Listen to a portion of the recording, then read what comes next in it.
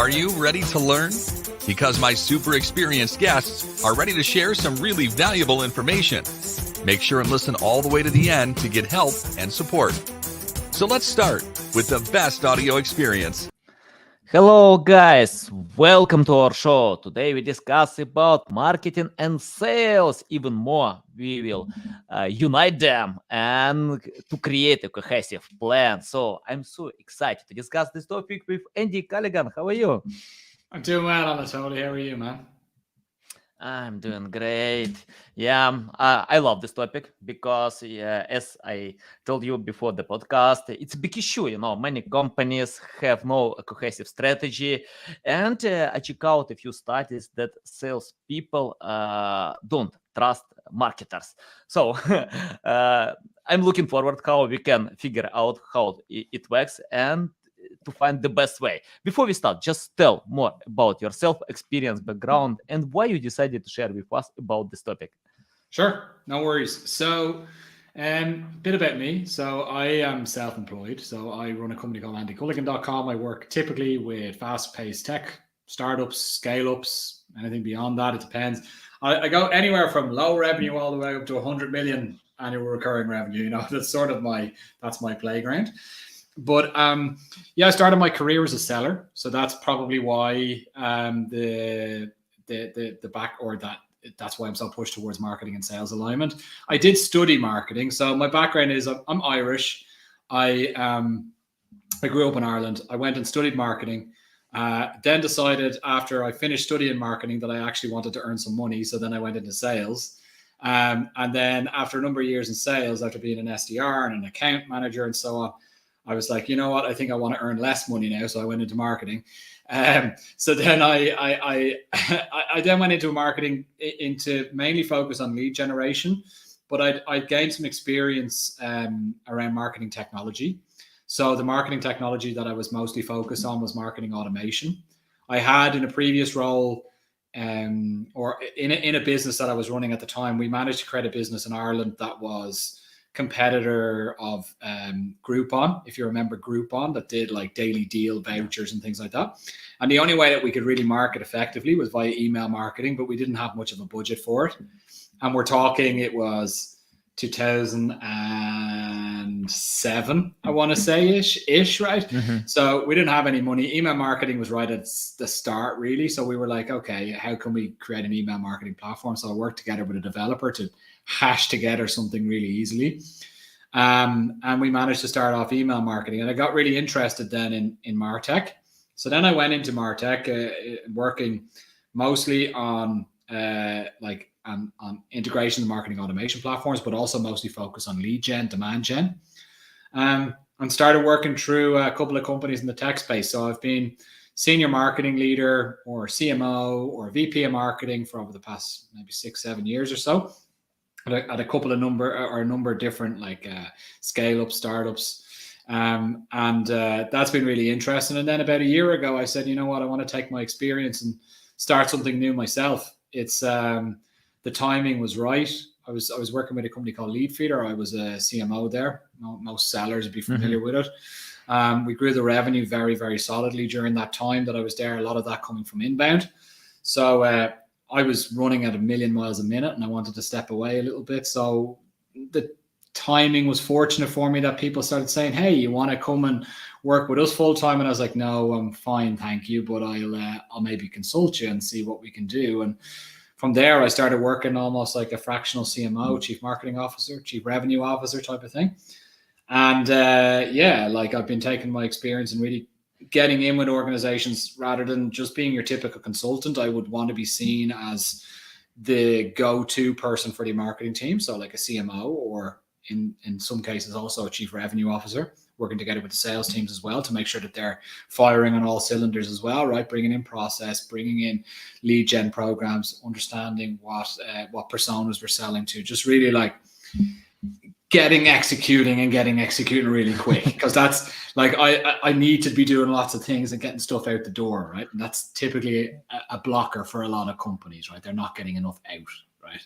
Mm-hmm. And that's what I specialize in. So that's me. Oh, Love your experience. Awesome. Yeah, looking forward. Especially you mentioned that you are Irish, and where I cooperated with you, Irish and Scottish people, and their pronunciation is hard, like my Ukrainian, So, but you speak not like this, so yeah, it's interesting to learn some insights after the podcast. How you can improve it, or probably you have some secrets. I don't know. Okay, let's talk more about marketing. Can you tell why salespeople distrust marketers? What's going on? And for example, when marketers create a long plan strategy that take I don't know, like it takes time, to implement, to get results. But salespeople usually wanna get sales today, tomorrow, or in close time. Can you tell how to unite them to create a cohesive strategy and go ahead, together? Sure. So I think the thing is that where most people fall down is that sellers have never been marketers and marketers have never been sellers. So that's normally a problem. So they're like apples and oranges, right? They you can't say like they understand each other's worlds because they live two different worlds, right? And a lot of the time, you've got the sellers at the coalface that are there to really. They are sellers are the face of the organization because they're the people that are out there speaking with prospects, understanding the needs of the customer on a day in, day out basis. Okay, so they're hearing, "Oh, I need this problem to be solved," or "Hey, I know you have this use case, but if we change this a little bit, will that work for us?" Like the amount of information that they're digesting on a user side, like so from a potential user side, is massive. And marketing don't have that. They don't have that context. Okay. So first off, sellers feel as though marketing don't have the same amount of, or don't understand the product or the company or how to sell as well as they do, because they are the ones that are constantly speaking with prospects and understanding what the issues are. Okay. Now, on the same hand, you've got marketers that are also giving out about the sellers, saying, "Hey, sellers are just going and selling anything and telling them that we can do X, Y, Z," when really we can't. That's not our message. Sellers are creating their own message to sell this product, whereas they should actually be selling our product or selling our message, the one that we've come up with as a team, because we need to make sure everything is consistent, right? So one of the ways to typically solve that, especially if the marketing team don't have sales experience, is the seller or marketers need to get in front of customers. So they need to get in front of customers and they also need to get in front of prospects. One of the easiest ways to do that is events. So if you're going to an event, work a booth. Work the booth. Just stand on your feet all day. Get people like connecting with people. Get understanding what the prospect's issues are, how our product can potentially solve those issues. Make mistakes, because you're not going to know what the pitch is as a marketer, but actually as a marketer you might be able to add something a little bit better to prospect, because you're not going to be going in with a hard sell, right? So prospects are more probably open to you.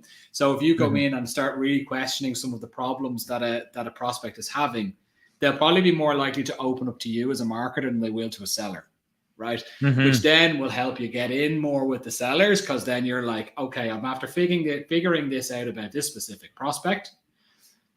How about you guys take over the conversation from here on in, right? So that automatically is like a step in the right direction towards creating a better relationship between marketing and sales. Another thing that I do quite often is when I'm working with sellers is I teach them how to do marketing, right? So one of the core problems that you have quite a bit is with sellers is that you've got two issues normally. It's like, hey, we don't have enough leads, or the leads that you're bringing in are really bad. So it's either a quality or quantity issue. There's always an issue though, and it's either one or the other, right? And marketing is always to blame. Okay. So if it's a quality issue and the quantity is huge, right? If the quantity is really big, it may not be. You'd want to dig in further as a marketer to understand why you're getting that feedback as a quality piece, right? So a lot of the time when you're talking about quality, it might be that the quality is really bad, but a lot of the time is that they're expecting inbound demo requests or contact us requests, right? And to try to scale contact us or demo requests is almost impossible. Like I've never been able to do it. I've tried it God knows how many times, but it's really, really, really tricky, right? Because there's only a certain amount of demand in the market. The timing needs to be right, and your product needs to fit their exact needs. And the higher you go in terms of the value of your product, the less of those demo requests you're going to get in, right? And a lot of salespeople are like, oh, the demo requests aren't blowing through the roof every month, therefore marketing are doing a poor job and they're just giving us crappy leads. Whereas actually, oh, we've brought in 1,000 leads from webinars and events and ebook downloads and all of these different bits and pieces, right? And it's like one of the core pieces that's missing with the seller is like, hey, by the way, that ebook lead that we brought in, or that lead that we brought in via webinar, or that, for a good example, that event lead that we brought in that needs to be worked from both marketing and sales. Don't get me wrong, marketing also still need to do some work. That's after costing us like 500 euros. So by you telling me that somebody that our core persona and they are part of an ICP, so an ideal customer profile company that's in our tier 1 of accounts, so like a top tier of accounts, that if we win a deal with them over time, because it's a long play, we need to be creating relationships with people. You're telling me that we should not be chasing those people. And no, we should be. It's like, okay, but you do know that by you saying that's not good quality because maybe they're not engaged enough yet, that's like taking 500 euros that we're after spending to get that one person in, throwing it into a trash can, throwing petrol on it and lighting it on fire. And I didn't realize it cost 500 euros to get that interaction. I was like, yes, that's how much it costs. By us not doing anything with these things, we're putting money into a bucket or into a bin and lighting it on fire. Right. And it's those types of realizations and understanding, okay, how are we bringing leads in from different channels? What is lead generation versus demand generation? I call it marketing 101, and I've got a deck which I bring sales teams through so that they understand, okay, it makes sense now. So there's a bit of understanding for the other side as well. So I'm sorry, that was a super long answer there. But I hope that gave you what you needed.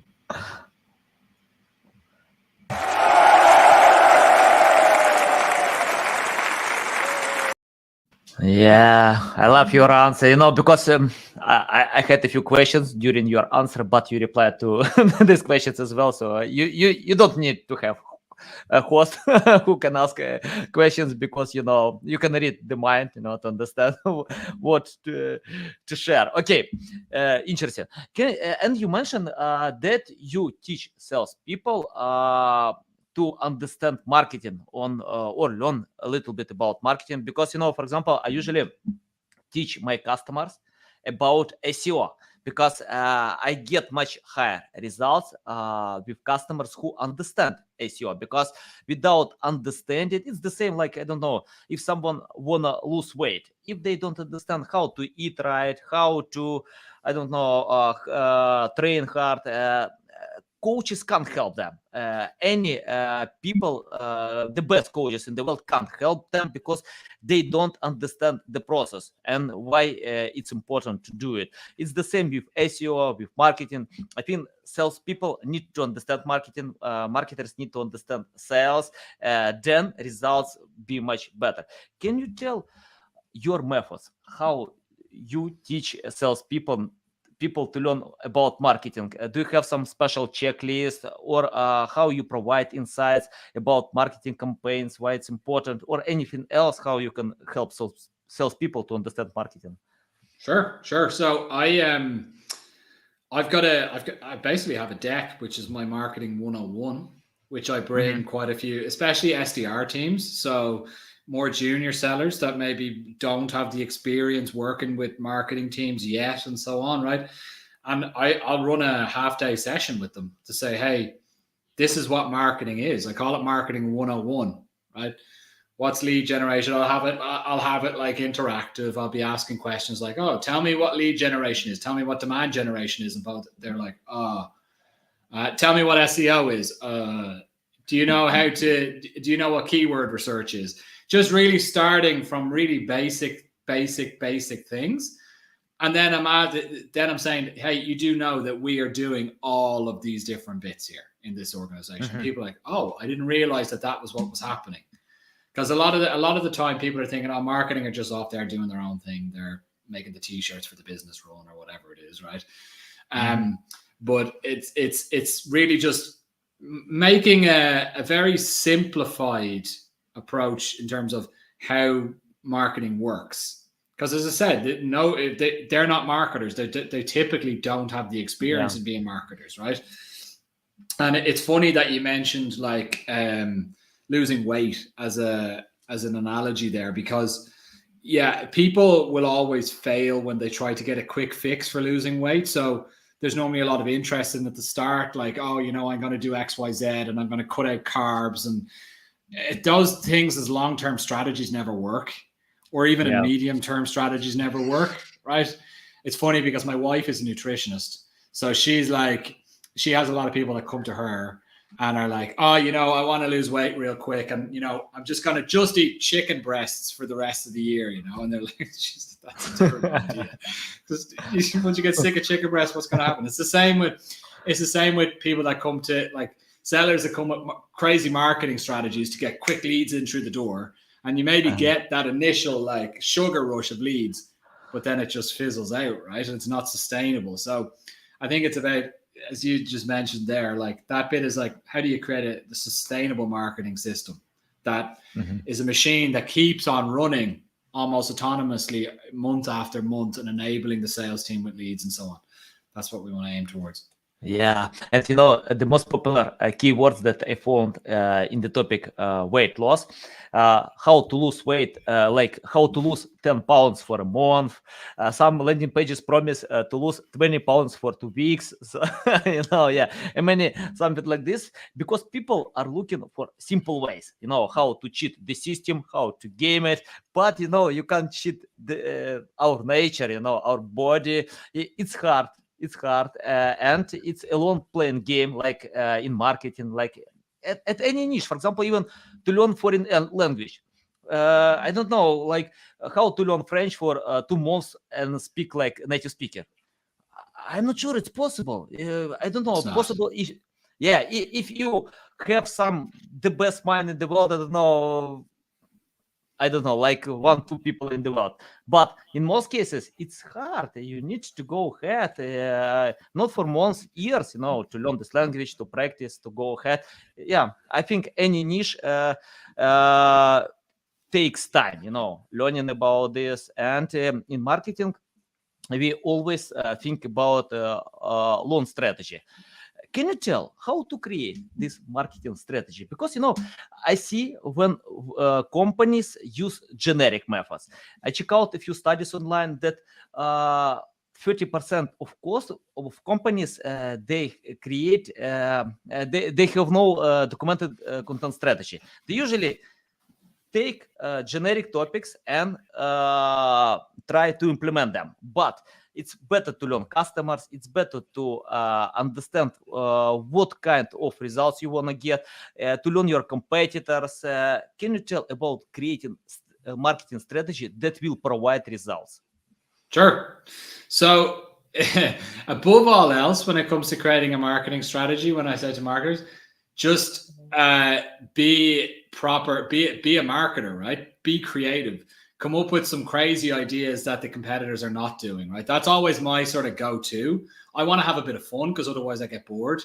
And I get bored if I'm not being creative. So I'll do some like crazy direct mail sends. I'll do some crazy campaigns because I think there's just too much boring shit out there. So excuse my cursing, but I just think there's too much boring stuff. But if you want to talk about a marketing strategy, I think it's, first of all, you need to try to connect that up to what your sales team are doing or what your sales team's targets are. So we need to be looking at our numbers based on like, okay, what are the sales team targets for the upcoming year? How can marketing help attain those numbers? I'd normally start with, okay, like what's our total revenue number? How's that broken down per region?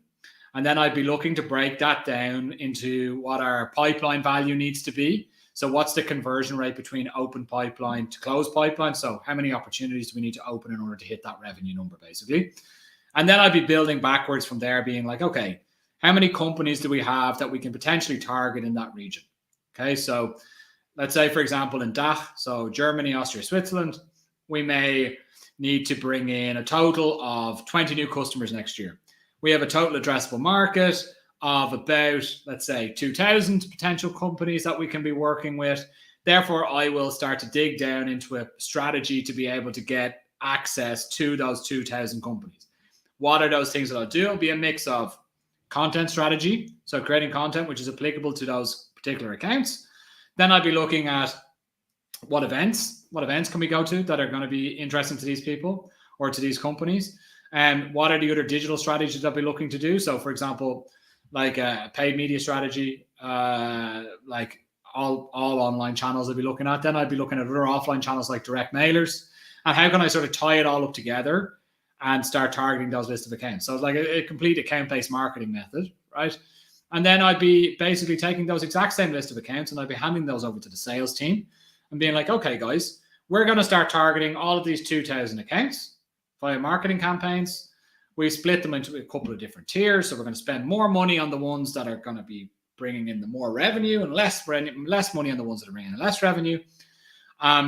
But I would say that like you guys need to go now target per quarter about 250 of these accounts so that you don't get overwhelmed.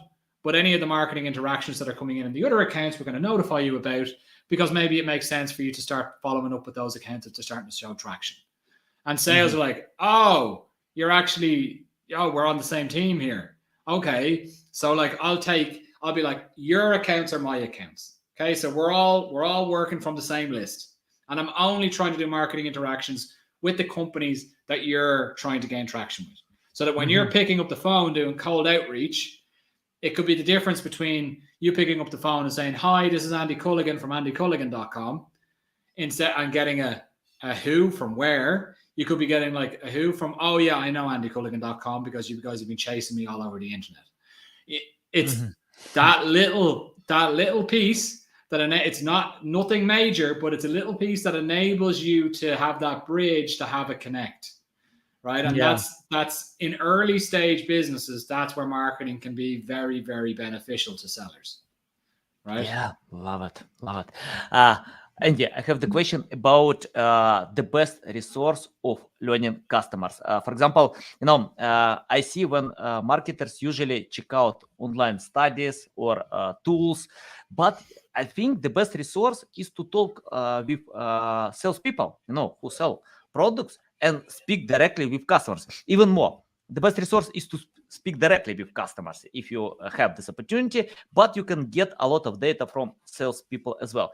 Can you tell what kind of questions to ask from salespeople to create this marketing strategy? Because, I see when landing pages are overwhelmed with information that people don't need it. Customers have their priorities. It's not personalized.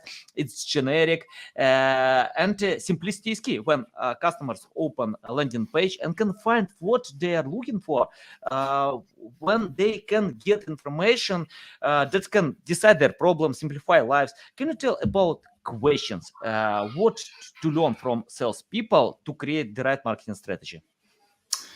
So yeah, I think well, there's one step I put even in before that, is that marketers need to start talking to salespeople.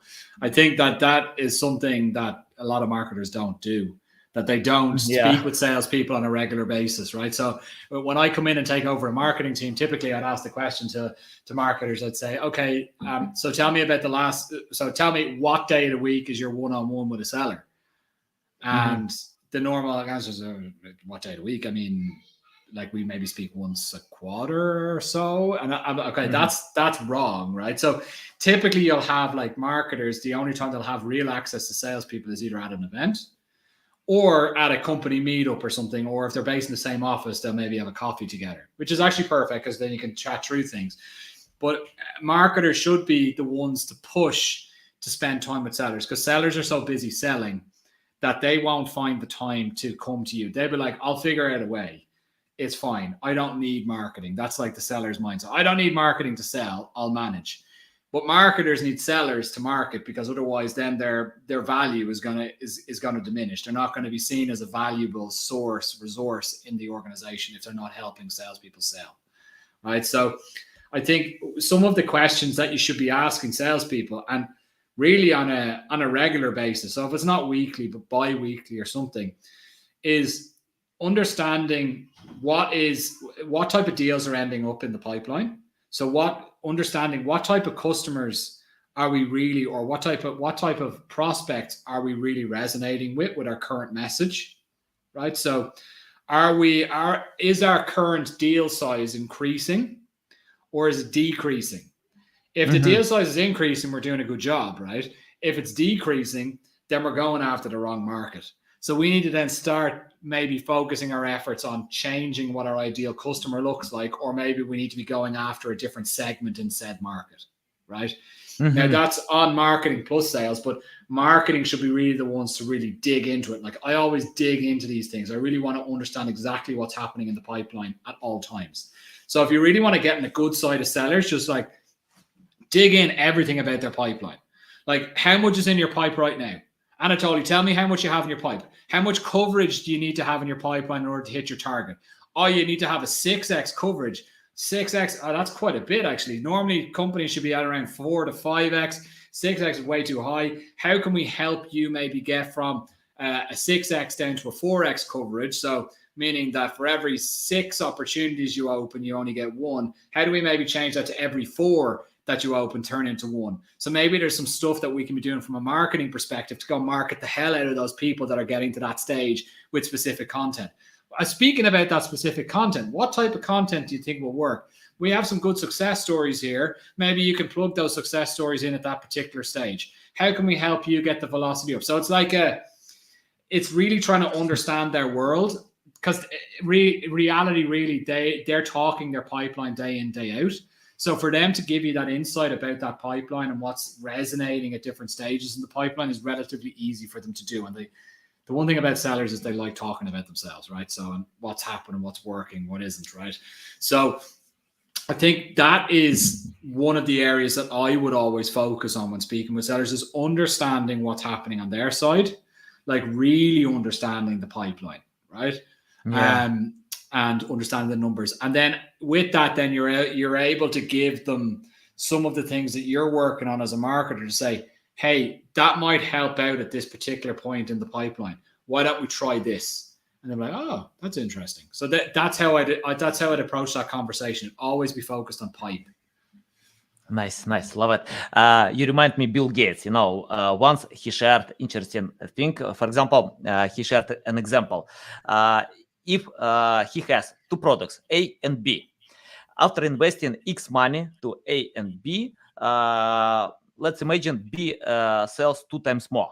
So the second time, he doesn't invest anything to product A, because he invests all money to product B, because he can sell 2 times more.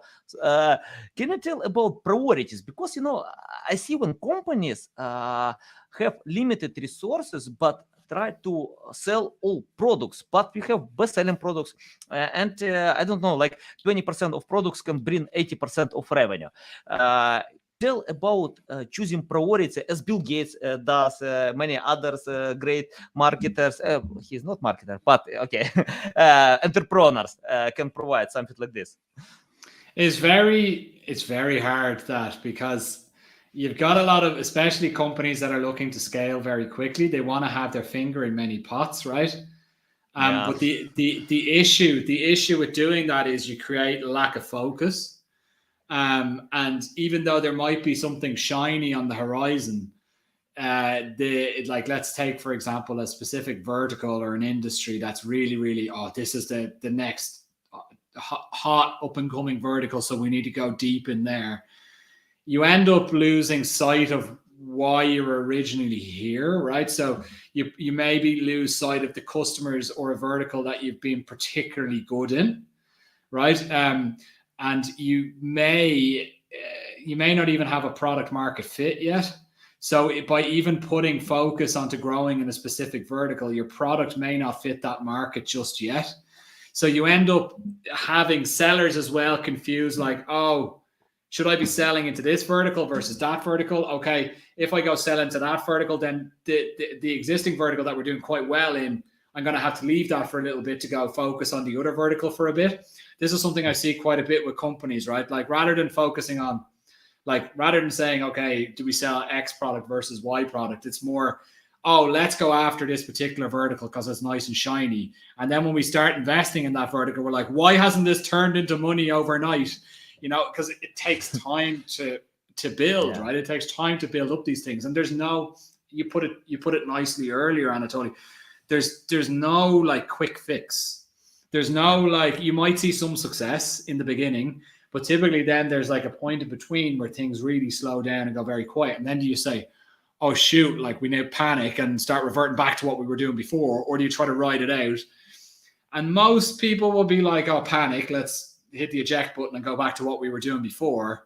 But then you've lost months, right? So, and it's really a timing game, and it's about compounding the amount of pipeline that you're able to create, and the amount of touch points you're able to get in by your sellers, and the amount of touch points you're able to get in from your marketing team in one given vertical about one specific message. Because what that does as well, it compounds in the prospect's mind, and you become more and more relevant the more of those touch points you have with those prospects. But if you're trying to spread yourself all over the world in many different verticals, you're only going to be scratching the surface. So you're going to be going a mile wide and a half an inch deep, right? Whereas you could be going, I don't know, 10 feet wide and 10 feet deep with one specific focus. Now, you won't grow as quickly as a business, but you'll probably grow. I think what we'll see now going forward over the next year or two, especially with the way the economy is going, that we're going to be looking at efficient growth rather than growth at all costs. We're already starting to see that with VCs, with venture capitalists. They're not the conversation is so funny because I work with so many businesses and I've worked with so many VCs that the conversation from 5-6 years ago was grow, just throw money on it and we'll see a return at some point. Nowadays, it's like, how close are you to profitability? How can we get you to profitability? So the conversation has taken a 180-degree turn in the past year to be purely focused on profitability rather than just how many logos can you get up on the wall.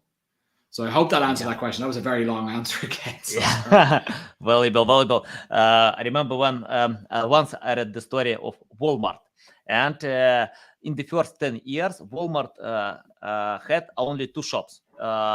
So it took time, to create this network, to build all this, to scale the business. And it's the same with any niche, companies build high expectations. They want to grow fast. And the main reason, because they read case studies. But in case studies, people usually share success, not failures. I think failures are the same, are the part of the process. Without failures, you don't know exactly what actually works, and that's okay. For me, it's hard to count how many times I failed. A lot of times, but I can learn. I can go ahead, overcome obstacles, get new experience, and of course, I don't try any case study that I failed, then finally succeed. Of course, in most case studies, we read information how someone could achieve high results fast. And that's okay, it's our psychology. Okay, I have the question about storytelling. Can you tell, for example, I watched a presentation with Tim Cook about new Apple Watch. After that, I bought 3 pairs because I can't buy just for me. I need to buy for my wife, for my kid, because they probably kill me, if I don't buy for them. But, and Tim Cook shared 3 stories how Apple Watch can simplify my life, how Apple Watch can decide my problems. And, after watching this, I got the feeling I own them, I can feel on my hand, but I see when marketers create generic marketing campaigns that are boring, not interested, and they share a lot of features that other products might have. For example, I'm pretty sure that Apple Watch has some unique features, but in most cases, other watches have the same features, but they don't tell me about the features. They share about something that can help decide my problems. Can you tell about sharing stories? How it's important today to share story in your marketing campaign and explain to salespeople that it's important to use them? Sure. I mean, from my side, I said this already. The difference between being great or good and great nowadays is creativity, right? And that's why we became marketers. Okay. So there is so much boring stuff in B2B marketing. Like, I'm a B2B marketer. I have always been a B2B marketer. I love B2B marketing. B2C marketing doesn't do it for me. I just don't. I don't enjoy it, right? But I think in the creative piece, I think this is where you can get, like, this is where the magic can happen. Okay, so I'll give you some examples. I've worked in an industry, and I'm currently working with one specific company. They're in a space that's highly competitive, full of like hundreds of independent vendors in the space. And then you've also got giants that are also competing for the same business amongst, for example, retailers, e-commerce companies like that. And you would be working, or you'd be prospecting against companies like Salesforce, Adobe, and Oracle, right? So monsters in the tech space, right? So everybody knows Salesforce. My mother knows who Salesforce are, right? And as well, you still have this old adage of nobody ever got fired for buying IBM, right? So nobody ever got fired for buying Salesforce, or nobody ever got fired for buying Adobe. So you need to be standing out, first of all, amongst those larger cloud platforms. And then second of all, amongst all of those hundreds of other independent players that are also trying to get the market share, that are in that mid-market space below that enterprise space where the monsters are. Okay, how do you do that? How do you stand out amongst the Salesforce, Adobe's, Oracles, etc.? And how do you then also stand out amongst a really, really loud market where everybody's saying that they do the same thing? You do crazy shit. You do stuff that's really interesting, that people laugh at, that people enjoy, right? That's the thing. And that's where I've always done really, really well. An example, okay? So back in, and I actually have it behind me. Give me just a moment. Yeah, okay. I did a campaign years ago, okay, where I was competing against the bigger cloud platforms, right? Working for one of those independent vendors. And we used to bring a lot of direct mailers into what we would do. So direct mail, putting something in a package, sending it out in the post. Okay. I was really lucky to have a great design team and a great like little group of people in the marketing team where we used to just brainstorm crazy ideas and be like, that's excellent, let's try it. Okay. So one of our direct mailers, we did them once a quarter, like a large direct mail piece, whereby we would spend somewhere in the region of probably about 40 euros per send, which is relatively high if you're sending out maybe 100 of them, right? Maybe 200. One of them that we did was we wanted to compete against the larger cloud platforms that had been, those cloud platforms came into existence because they bought a lot of other technology, try to plug it all together. And now that's our full cloud platform, right? That's how they came into existence. Okay. So Salesforce Marketing Cloud, for example, was a mix of a couple of different platforms, starting with Exact Target, which they bought back in 2014, 2015. And then some other systems and tools as well that they also try to plug in. So difficult for those larger cloud platforms to really plug all of these things together to make everything work very well, and especially in real time. So what do I mean by real time? Somebody comes to your website, they put something into their basket. In order for you to send a push notification on the website immediately before they leave, that's very difficult to do that in real time for those larger cloud platforms, at least it was back then, right? So what I did was, okay, like let's do a play on their data piece, okay? Like we knew this from like from speaking with prospects. They were giving us the information to say, hey, look, we're not too happy with how the data is and how it works in real time, and it's a bit clunky and so on. So what we did was we bought every single Jenga set. If you're familiar with Jenga, you know the blocks that you this kids game that you play. So we bought every Jenga set in the UK. We literally sold out every store in the UK for Jenga sets. Couldn't get enough of them, and we created this sleeve that we put over. So it was like how will you stack up against the data blocks? And we had this over a Jenga set, right? And we basically our play, we had an insert card as well, which was like, hey, we have been built from the ground up, unlike the cloud platforms. We have a solid data structure. Everything was built together as one system, one tool, and we make sure that our blocks are built solidly so it doesn't collapse. Okay, put that in the box, sent that out to every major retailer across Europe, and we ended up winning some of the larger retailers in Europe, multi $100,000 deals a year just from that. Right. Nice. So people were laughing, putting it up on LinkedIn, being like, this is amazing that this little company, you know, is doing this. So it was creative. It took us a couple of weeks to think it out, plan it out, and get it out the door, but it worked, right? So yeah. Yeah, nice. Love it. Yeah. Andy, I have the final question. Let's imagine you started from scratch without any experience, knowledge, skills. What will you do today to learn more about sales and marketing together? Okay, so you need to start following some people on LinkedIn. I think is probably the best the best way forward. There are really, really good people out there. So if you follow people like Dale Dupree from the Sales Rebellion, follow Morgan Ingram, JB Barrows, Michael Hansen, they all give like very, very like detailed advice on how to do certain elements of the sales mix. So you'd be looking at things like cold calling, cold outreach, like emails, LinkedIn outreach, etc.